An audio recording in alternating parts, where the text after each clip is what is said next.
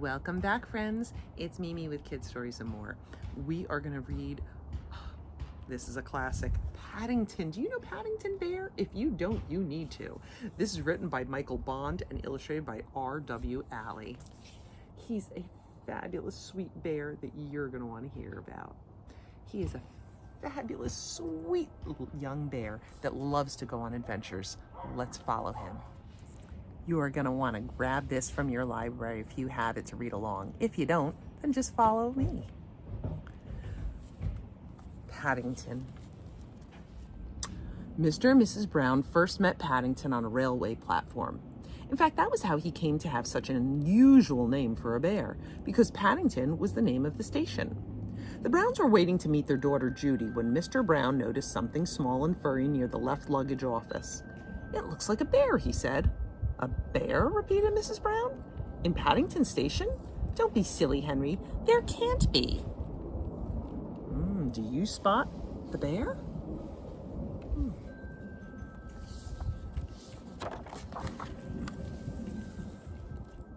Is there a bear? Why, yes, there is. But Mr. Brown was right. It was sitting on an old leather suitcase marked "Wanted on Voyage." And as they drew near, it stood up and politely raised its hat. "Good afternoon," it said. "May I help you?" "It's very kind of you," said Mr. Brown. "But as a matter of fact, we were wondering if we could help you." "You're a very small bear," said Mrs. Brown. "Where are you from?" The bear looked around carefully before replying. "Darkest Peru. I'm not really supposed to be here at all. I'm a stowaway." Ooh, a stowaway. Let's find out what that means. "You don't mean to say you've come all the way from South America on your own?" exclaimed Mrs. Brown. "Whatever did you do for food?" Unlocking the suitcase, the bear took out an almost empty glass jar. "I ate marmalade. It said, 'Bears like marmalade.'" Mrs. Brown looked at the label around the bear's neck. It said quite simply, "Please look after this bear. Thank you." So he must have gotten on a ship or something and hid out and ended up taking a trip. That's what a stowaway is. They hop on board and then they hide until they make it to land. "Oh, Henry," she cried, "we can't leave him here all by himself. There's no knowing what might happen to him. Can't he come home and stay with us?" "Stay with us?" repeated Mr. Brown nervously. He looked down at the bear. Would you like that?" he asked. "That is," he added hastily, "if you have nothing else planned." "Oh, yes," replied the bear. "I would like that very much. I've nowhere to go, and everyone seems in such a hurry." Well, that was very nice of Mr. and Mrs. Brown to offer him a place to stay. "That settles it," said Mrs. Brown. "Now you must be thirsty after your journey. Mr. Brown can get you some tea while I go and meet our daughter Judy." "But Mary," said Mr. Brown, "we don't even know its name." Mrs. Brown thought for a moment. "I know," she said. "We'll call him Paddington, after the station." "Paddington!" The bear tested it several times to make sure. "It sounds very important." Mr. Brown tried it out next. "Follow me, Paddington," he said. "I'll take you to the snack bar." Do you like the name Paddington? I think that fits him very well. Mr. Brown was as good as his word. Paddington had never seen so many snacks on one tray, and he didn't know which one to try first. He was so hungry and thirsty that he climbed up onto the table to get a better look. Mr. Brown turned away, pretending he had tea with a bear at Paddington Station every day of his life. "Henry!" cried Mrs. Brown when she arrived with Judy. "What are you doing to that poor bear?" Paddington jumped up to raise his hat, and in his haste, he slipped on a strawberry tart, skidded on the cream, and fell over backward in his cup of tea.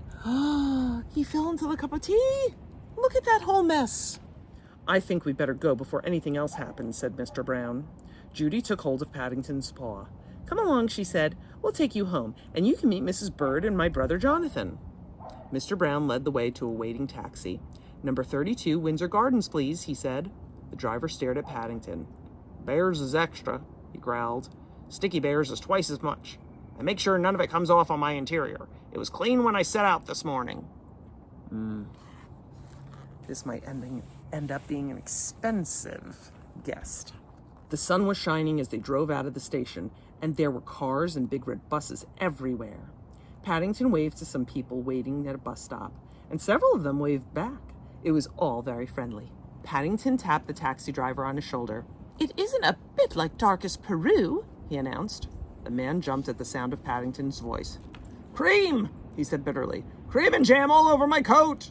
He slid the little window behind him shut. "Oh dear, Henry," murmured Mrs. Brown. "I wonder if we're doing the right thing." Fortunately, before anyone had time to answer, they arrived at Windsor Gardens, and Judy helped Paddington onto the pavement. "Now you're going to meet Mrs. Bird," she said. "She looks after us. She's a bit fierce at times, but she doesn't really mean it. I'm sure you'll like her." Paddington felt his knees begin to wobble.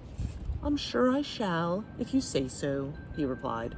"The thing is, will she like me?" Do you think Mrs. Bird and Paddington will get along?" "She looks a little leery." "Goodness gracious!" exclaimed Mrs. Bird. "What have you got there?" "It's not a what," said Judy. "It's a bear called Paddington, and he's coming to stay with us." "A bear?" said Mrs. Bird, as Paddington raised his hat. "Well, he has good manners, I'll say that for him." "I'm afraid I stepped in some jam tart by mistake," said Paddington. "I can see that," said Mrs. Bird. "You'd better have a bath before you're very much older. Judy can turn it on for you. I dare say you'll be wanting some marmalade, too." "I think she likes you," whispered Judy. Paddington had never been in a bathroom before. While the water was running, he made himself at home. First of all, he tried writing his new name on the steam in the mirror. Then he used Mr. Brown's shaving cream to draw a map of Peru on the floor.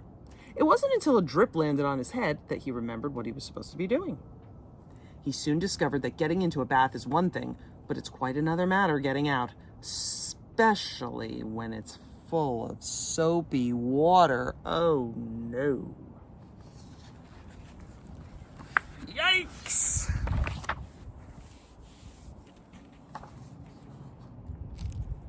Paddington tried calling out, "Help!"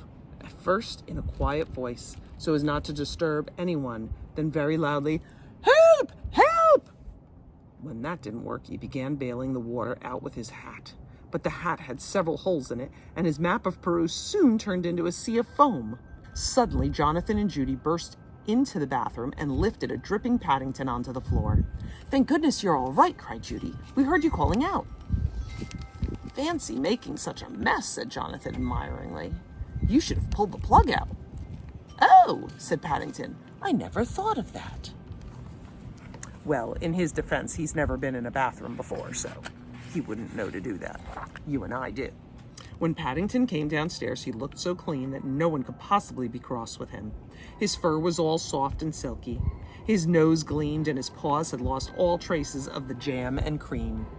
The Browns made room for him in a small armchair, and Mrs. Bird brought him a pot of tea and a plate of hot buttered toast and marmalade.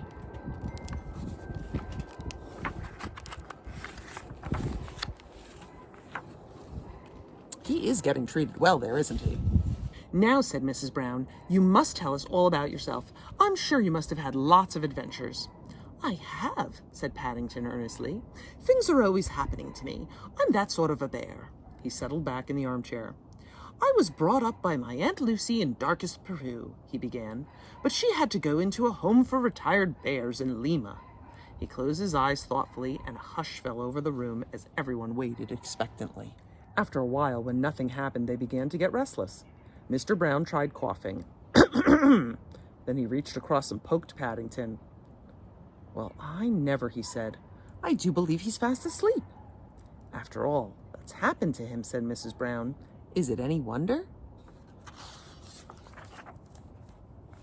I guess you'll have to get some more books in this series to know the rest of his stories and adventures. I hope you enjoyed. See you soon.